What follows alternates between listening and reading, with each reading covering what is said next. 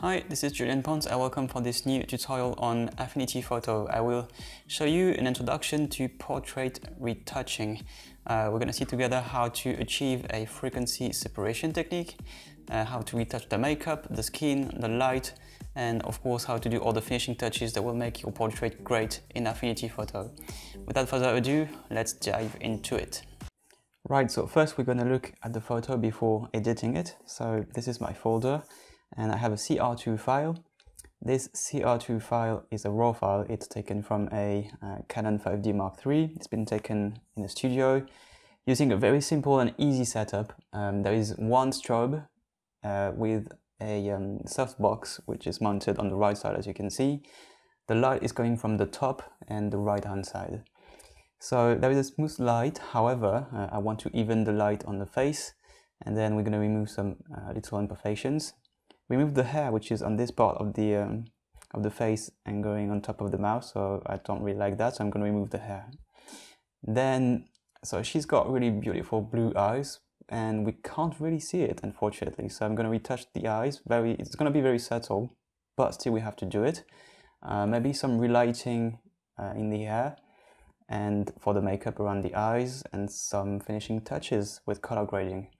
So usually what I do, I open the photo like this in Photos in Windows 10. You can use whatever application you want. You can even open it in Affinity and start drawing in Affinity. But I like to do it in Photos because it's just built in, and it's just an easy way to start working with the client or just for yourself. You can start drawing. So this is where the light, this is where there is a highlight from the light coming from the right. And I'd like to have a smooth transition between this part, where there is a highlight, and the left part of the face, where obviously there is a bit more shadows. So I'd like to even that light. We decided that we wanted a bit more blue around the eyes. I think we're going to use the liquify for the lips, because I really want the lips to be perfectly symmetrical. Okay, so this is probably what we're going to do, just make it look like it's a bit more symmetrical. Probably again just increase the size, so do some nice light effect in the hair. So we're going to use a neutral gray with linear light blend mode technique. You're going to see it's very easy, really quick to use, and still it's really powerful. And then I want to remove this hair. Okay, here we want to remove that, and then some color grading. So if you want to, if you have Windows 10, you can remove each of your drawing by just clicking. So it's really easy. But yeah, it's not Affinity, so let's just close that. It's just an easy way for me to present what I'm going to do. You don't have to do it, but I suggest whenever you edit a photo, you just take some time just to know what you're going to be doing and what you want to do. Now the CR2 file, I'm going to just open it in Affinity. So I have now loading one document, and because it's a RAW file, it's a CR2 file, it's going to be opened in the develop persona. So the persona is a module for Affinity dedicated to one purpose. So the photo persona is going to be dedicated to RAW file editing. There is a liquify persona, there is a persona for HDR and one for export, and obviously the photo persona for Affinity itself, for the general purpose editing. So this photo, I'm not going to do a lot in the develop persona. However, even if the light is well balanced, we may want to adjust the black points just so we have some fill light in the shadows. Actually, I think we need the shadows to be a bit less dark, so maybe a -2 or 3. So I can reveal some details, and then if I want more contrast, I'll do it afterward. But I'd like to work on the skin with a lot of details, and yeah, not too many shadows. So black point -3% in this particular case, it's going to work.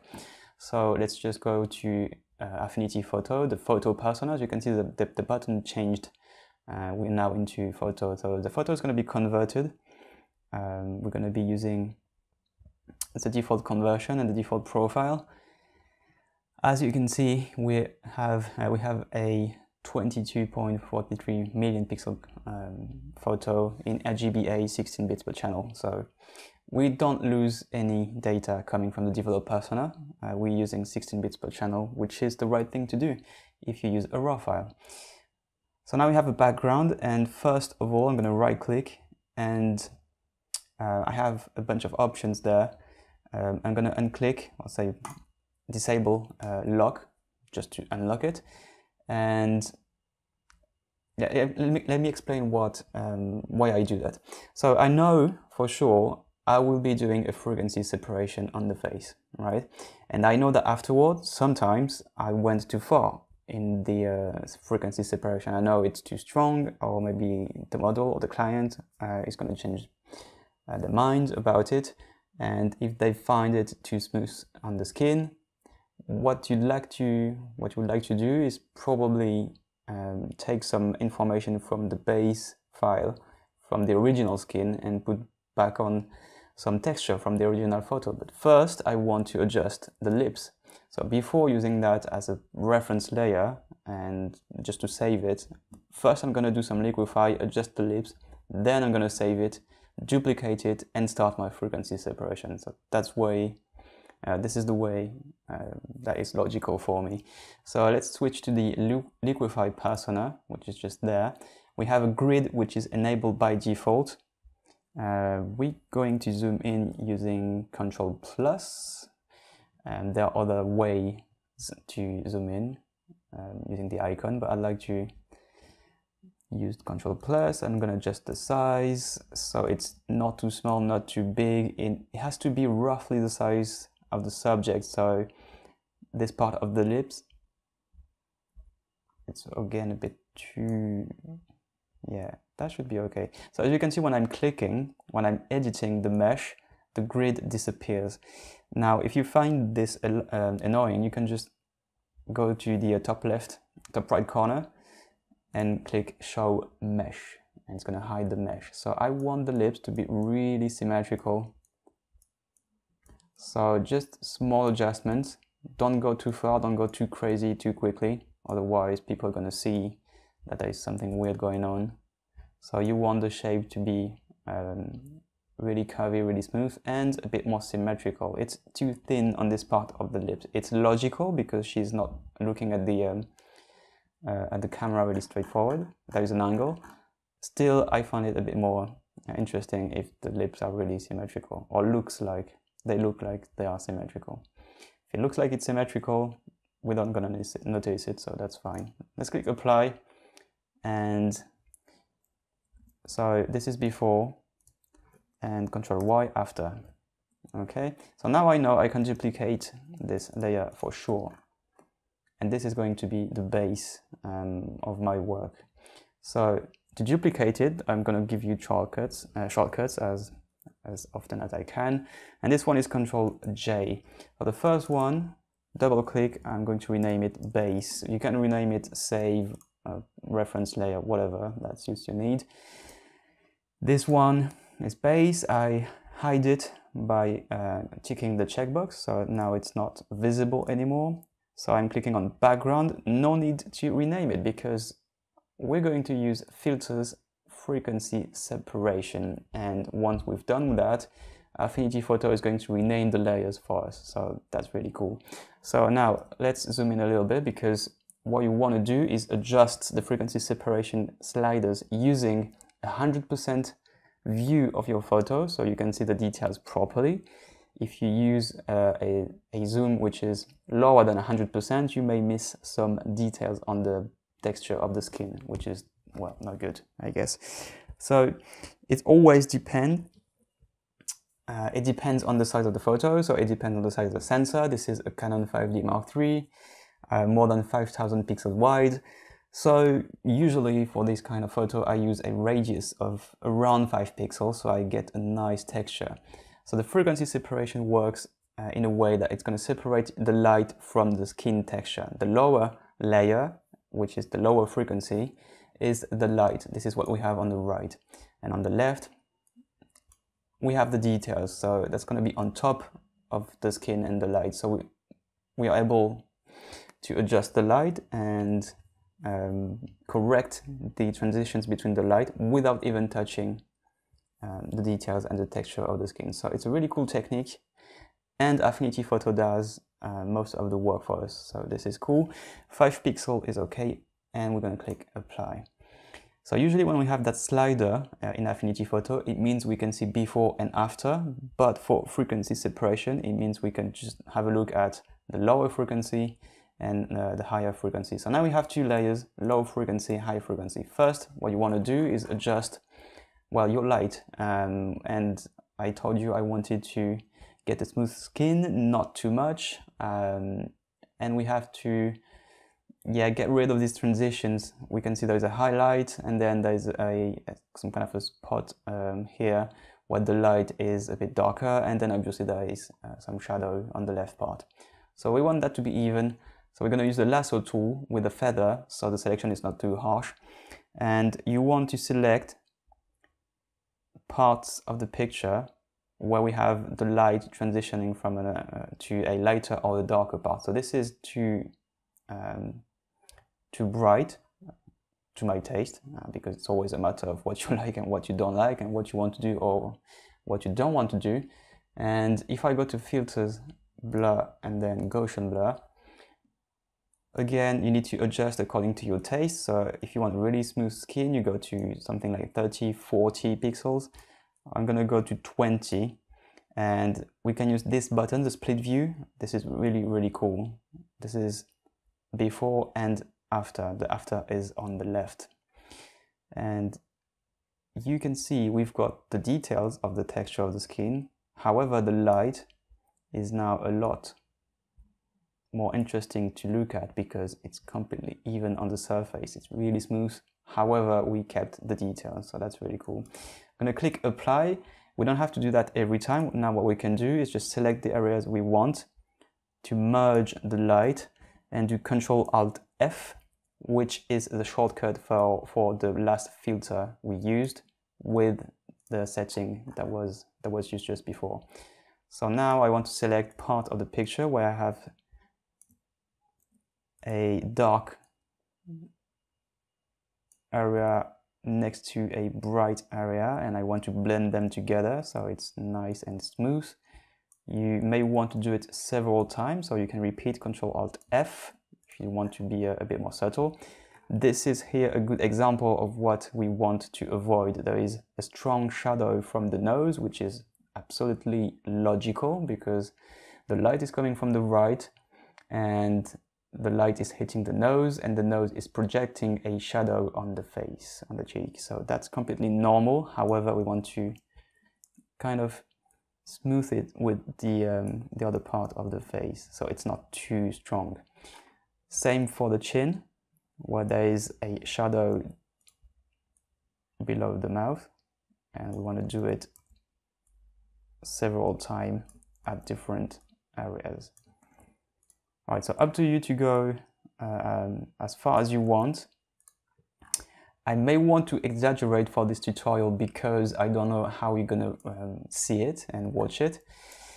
If you're gonna watch it on a mobile phone and in a small screen, well, I may want to exaggerate so it's really visible for you. Now I'm looking at a 4K monitor, so for me it's a bit too much, it's a bit too smooth, but then again, I don't know how you're gonna watch it, so I may want to exaggerate and make sure it's clearly visible for you. So, okay, so this part on the left is a bit rough. So then again, Ctrl-F, that's better. And now I'm going to put the base layer on top of the layers panel. And if I activate it, well, obviously I'm going back to the default. And this is a good way to see before and after. So we've got skin texture, but the light is now really smooth. Okay, maybe too much, but we will blend it with the frequency separation layers later. So just so you know what we've done so far. Now we're going to work on the high frequency, and we're going to use the stamp, which is just there, and the shortcut is S. You want to make sure the source is current layer, because we want to clone from this layer only the high frequency, the one that's got a skin texture. And basically what it does, it's separating the lights, the highlights from the shadows. So there is a neutral gray, which is 128 for each channel. And with the linear light blend mode, the neutral gray is going to disappear. Everything that is darker than the neutral gray is going to darken what's below that layer, and that being the low frequency. And obviously the opposite, everything that is brighter than the neutral gray is going to brighten what's below the layer. So this is how you put a detail layer on top of a light layer. So this is why the frequency separation is so clever.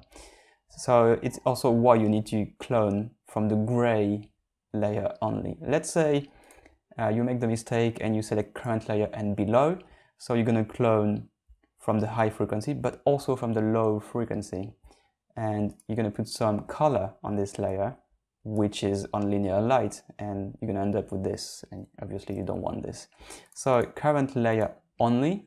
And now using the stamp tool, you can clone some part of the texture to inject it somewhere else, and you want to do that for every blemishes, pimple, any imperfection you want to remove. Up to you to go again as far as you want. Just try to clone from an area that is as close as possible, so you don't blend a texture with a texture that doesn't look like the one you want. I'm trying to do it as quick as possible, so it's not too boring for you. It's not the most exciting part, but it's very important. This is where you decide which details you want to keep. So as you can see, I'm using source texture from an area that is really close. I think I'm going to keep these on the left and remove when it's going on the mouse. So I'll click to get the source of the texture and just clicking to draw. If you have a Wacom tablet, that's probably going to get easier for you. I'm using a mouse, so this is just a way to say you can do it with a mouse, right? So if you have a Wacom tablet, that's comfy, but you don't have to.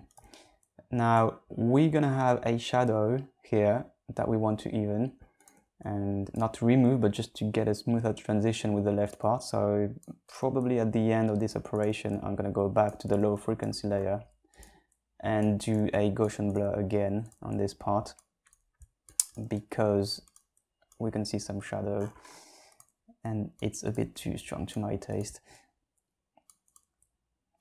Also, we will have kind of a harsh cut, like this hair here is going to be cut and going back on the left part. So we will have to do something about it, because it's going to be a bit weird to have this hair going on the left for no reason. And so we've got some residue, some traces of the hair, because obviously there was a casted shadow. So there is no detail, but the shadow of the hair is still there, right? So let's go back to low frequency. Let's go back to the lasso tool, and then I'm going to select this part, Control Alt F, boom, that's better. This part, Control Alt F, and this part. I'm taking these because this light is not the same as this light, it's not the same as this light. So I want all of these to be blended together, and as you can see, it's a much better result. We still have some shadows going on, and I think I should do a better job at cloning. Yeah, trying to blend a bit more. That's it. So now we've got these strokes that are really sharp, and we want to remove them. And there will be a trace of the stamp, unfortunately, so we will have to do some cloning on the low frequency as well, because you can see the trace of light, and there is no way we avoid that with just cloning the high frequency. We will have to go to the lower frequency layer, obviously not completely blurring it, because you don't want to blur the hair, but just cloning and the low frequency using the exact source. And that should be okay on this part, on this part. Same for this one. And we're near the end. So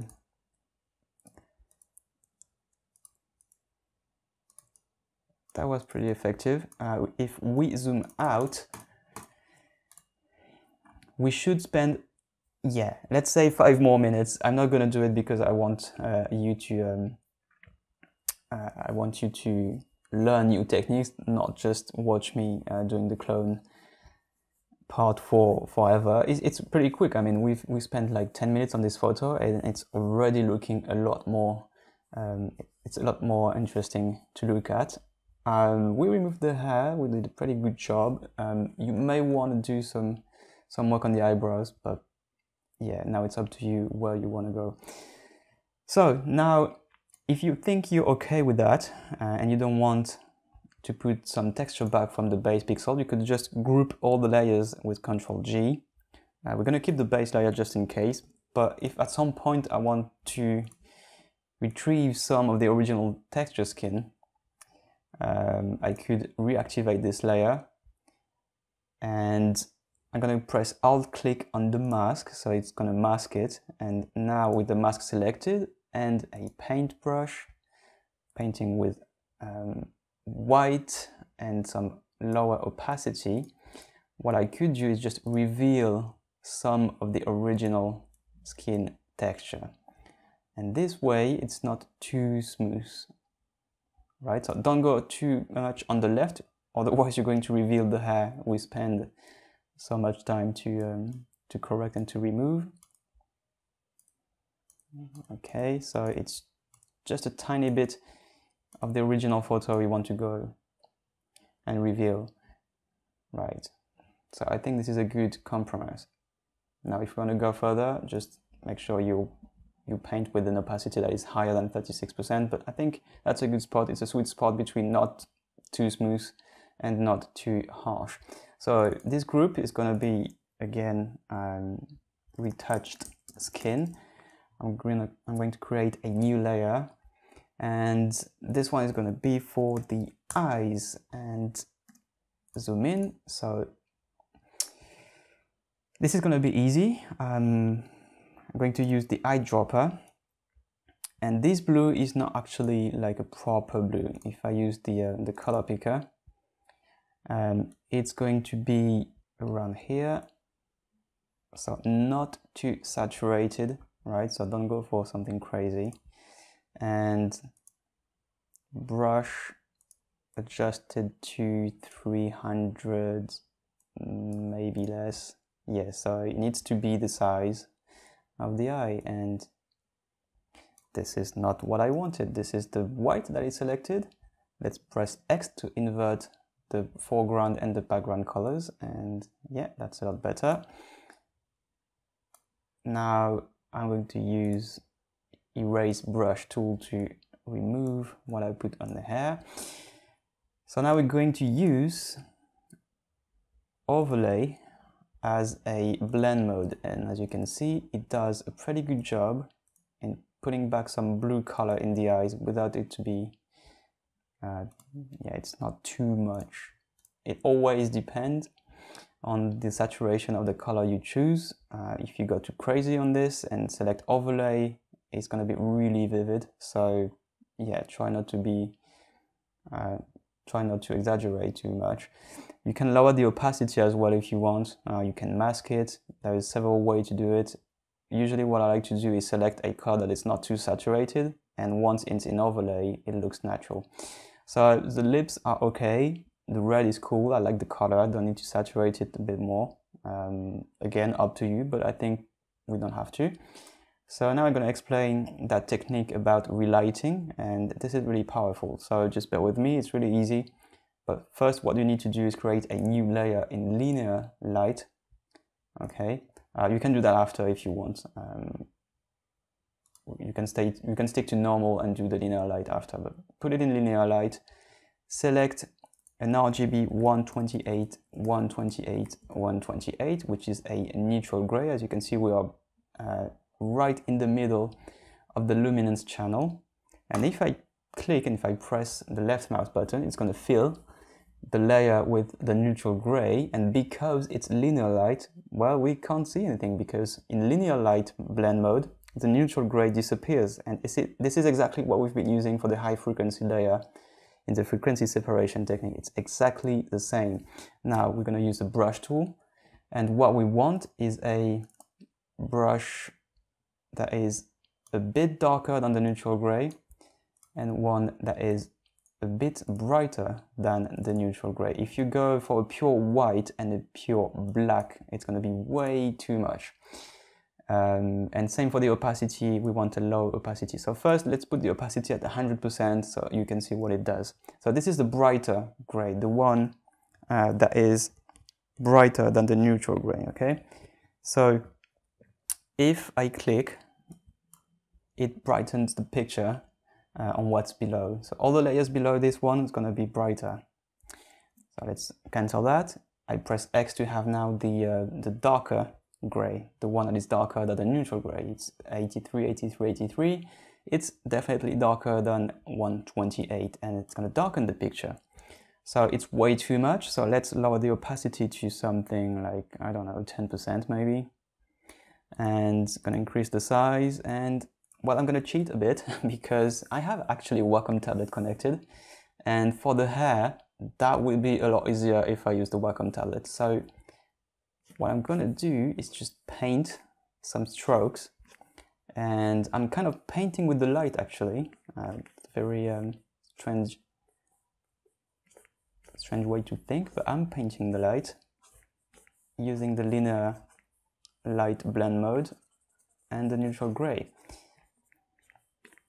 So this is before and this is after. So the bright part of the hair, you can put a bit more light on these parts, and same for the shadows, so you kind of accentuate and contrast what's already there. Same for the makeup actually, so Control plus to zoom in. I have now the dark gray. This brush is maybe a bit overkill, so let's lower the size of the brush. And now what I can do is just paint around the eyes, so we give a bit more contrast to the makeup. Okay, we can do this for the lips as well. I'm using the pen pressure sensitivity, so it looks like I'm painting with a huge brush size, but because I'm really subtle on the surface of the Wacom tablet, it's actually a really small brush size. It's not 342 pixels. It's less than that. Right, so again, before and after. It's called a relighting, so I'm going to rename it to relight. I'm using neutral gray, linear light mode, and then you can paint with the light in a non-destructive way, and that's really cool. So let's zoom out. This is where we are now. What we should do as finishing touches is maybe try to give a color grading, some kind of ambience, and finish probably with a vignette.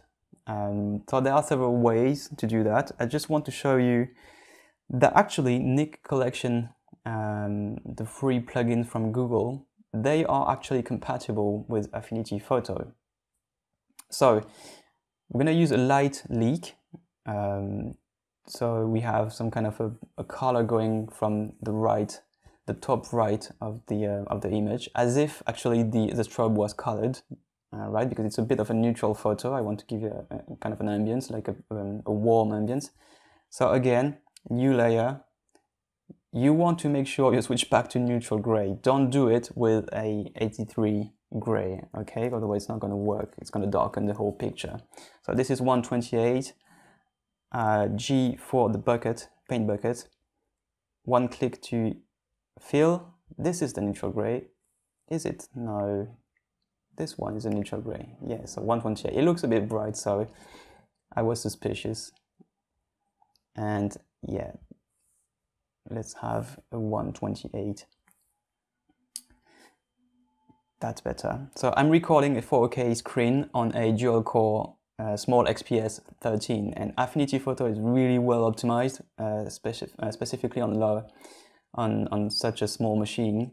It's actually a pretty powerful machine for the weight and the size, but recording 4K screen and doing retouching on such a big file, yeah, you can be reassured that Affinity Photo is really well optimized, because it's really CPU demanding and GPU demanding. So that's why we had to wait like a couple of seconds to have the screen refreshed, because I have an application in the background that is recording this in 4K. Otherwise, it would be you would have the result instantly.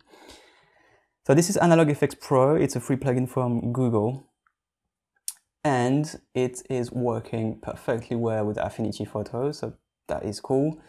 And we want light leaks. So it's not a tutorial on analog effects, but you go up there, light effect, and then we're going to use the default one because, again, we're going to spend a lot of time in this. But I want the color and the light to come from the top right, just like the original photo, and click OK, right? So let's not spend too much time. So the color is going to be blended with the gray, and once we put the gray in linear light, and as you can see again, when I hover the cursor on the list, I have a preview, real-time preview of the blend mode, and that is so cool. Like, if you don't really know what it's been doing, well, you know, because you can see it, right?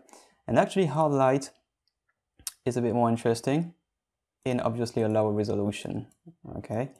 Or let's go back to overlay, yeah, which is just on top of it, but it's too subtle. Okay, so it warms the image a little bit, but it's a bit too subtle.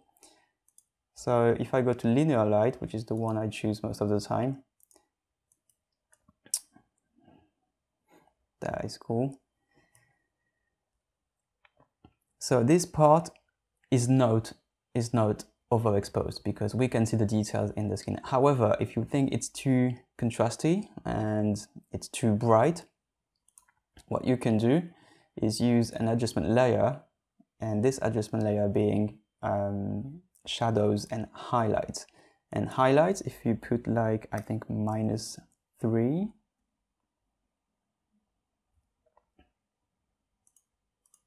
we retrieve some of the values up there that may look too bright. Okay, so it's subtle, but it's maybe worth the shot. Let's zoom in so I can show you a little bit more.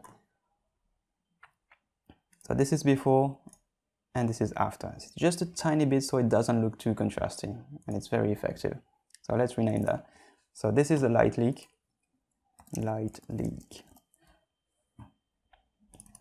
And shadows highlights, well, it's pretty self-explanatory. Okay, so as a finishing touch, I'd like to put a curve, again with adjustment layer curves, and I'm going to select in the drop-down menu the blue channel. And this way I want to increase the blue in the shadows. And again, it's very it's a matter of taste, but I like it this way. Now what we're going to do is a vignette. So you can do it actually with analog effect. If you don't have it, I'm going to show you how to create a vignette from scratch, and it's very easy. So again, new layer, neutral gray, boom, one click. And what we want is to darken the corners. So let's select the corners with a elliptical marquee tool.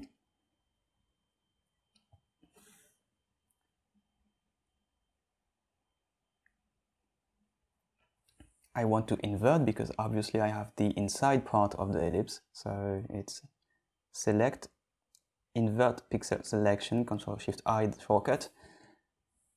And for this, I want to fill with black. So if I go to Edit Fill, as you can see, I'm filling it with white, but I can change for for black, obviously. So just 0, 0, 0, and you have a preview of what you're doing. I'm gonna apply, cancel the selection, so Control D, and go back to filters, blur, and it's gonna be Gaussian blur. If we go all the way at the right of the slider, it's 100 pixels. However, if you manually enter a value, you can go up to something crazy like 400 and go apply. Now, if you click back to the move tool, the move tool is also by default a transform tool, and this is too harsh. It's of course too strong. So I wanted it to be a bit bigger, well, actually a lot bigger. So we have to use the move tool to transform it. Okay, so move tool, and then let's put it this way, and this looks a bit better, a bit more, and that's it. Back to linear light. Again, it's too strong, so let's adjust the opacity. And if the vignette is too strong in the corners, we can do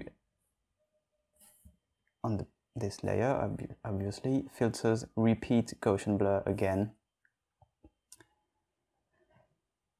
And the corners are not really interesting because obviously the focus is on the face, so all the corners are going to be a bit darkened, so that's a lot better to read this photo. So the quantity of the vignette is up to your taste, but I think it looks a lot better. Now, what I would do usually is, because the arms are not in the focus area, it should be a bit blurry. We're going to retouch the skin on the low frequency for the arms as well. We didn't do it, but actually we should do it. So let's go back to this low frequency layer, back with the lasso tool, and I think we can select a fairly huge area. And then, so not 400, so do not repeat the Gaussian blur, which is now 400 pixels, so that's way too much. Let's go back to the menu so we can manually enter a value. As you can see, it's way too much. So something like 23 pixels, 25, 30, that's better. Control D. And this part of the picture is out of the focus range, so let's blend this. Control Alt F.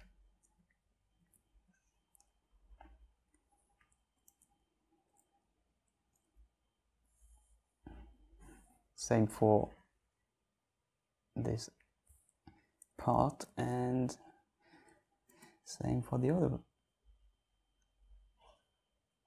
Oops, I clicked on the tab, so I moved the tab out of the interface. This is not what I wanted. This is what I wanted. Control F, and that's it. Right, so that's better. Let's zoom out. Yeah, here we go. That's really interesting now. It's a bit warm. If you prefer a different ambience, it's again completely up to you. You can use actually the adjustment layer split toning. And this one, let's just go back, this one is going to put some color in the highlights and a different color, if you want to, in the shadows. So as I usually do, I would put some blue in the shadows, just like I did actually with the curves, and then put some orange in the highlights. All right, so just a tiny bit. If you want to exaggerate, yeah, this is what it looks like. It's way too much, and it's just to show you what's bright is now orange, and what is dark is now blue. So this is how it works. This is obviously way too much, but it's just to show you how it works. It's kind of an Instagram effect, to be honest. So it's trying to simulate what we've been doing back in the analog days when we've been using two different products for the film to reveal highlight and shadows with a different color. So it's, yeah, trying to simulate what we've been doing back in the days in a digital way, but it's working most of the time. But I already did something with the curves, and I think it's enough. And this is what we have now. So I usually try to improvise when I do a tutorial. I know what I'm doing. I know what I will be doing, but yeah, in the middle of the action, sometimes I improvise just to show you guys what I've been doing. As an example, what I transmitted to the guys at Serif. So this is the one where I spent a tiny bit more time, right? So there is no cheat, like I spent 2 days on this one and we've been, let me check that, yeah, like 40 minutes together for this one. We've got pretty much the same result, okay? So there is no cheating, like I spent an awful lot of time on this one and this one looks better. It's actually pretty much the same, except there's a bit more blush on the makeup. The eyes are a bit more exaggerated. And I think the ambient is a bit less warm than what I've been doing here. Yeah, it's actually a bit less warm. And I completely removed the hair on the cheek, but not these two. Actually, I forgot these two. But yeah, in 40 minutes, this is what you can expect if you do this workflow. So start with a frequency separation technique and then adjust locally what you need. So the eyes, could be the makeup, could be the hair. Try to get a bit of training with the relight technique. This one is really powerful. I'm using it all the time. It's a non-destructive, very elegant way to paint the light. And you can completely transform a photo with this technique. And it's not changing the pixels of the layer you have originally. So it's really non-destructive technique, really elegant. And a lot of different industries are using it, like cinema, VFX, they use this technique all the time for matte paintings, etc, etc. So linear light and neutral gray, that is a really good combo. So yeah, then again, I spent probably an hour 30 minutes, so a bit more time for the details, but this is what you can do with Affinity Photo in just, let's say an hour in average, okay? So we spent 40 minutes for this one, and this is probably a bit more than an hour for this one. So Affinity is really quick, really agile, really well optimized. Then again, it's a small machine I'm working with right now, and it's recording 4K screen in 30 frames per second. So that's pretty remarkable to have such a smooth and good experience painting real time with complicated effects, and still we have no lags, no freeze frames, whatever. It's really stable, so that's really cool. Right, okay, so I think we have finished. Usually what I do when I finish my work is I try to spend some time to clean the layer panel, because I know for sure if in the future, in the near future or in the distant future, if I have to go back to this file and everything is not renamed, it's a bit of a mess, then you lose time to work with the file. And it's even more the case if you work in a team environment, like if you're several people retouching the same files, you want everyone to be able to read what you've been doing. So yeah, just take 5-10 minutes to rename everything, put some groups if necessary, like we did for the retouch skin. That's always better for the future and for archiving your work.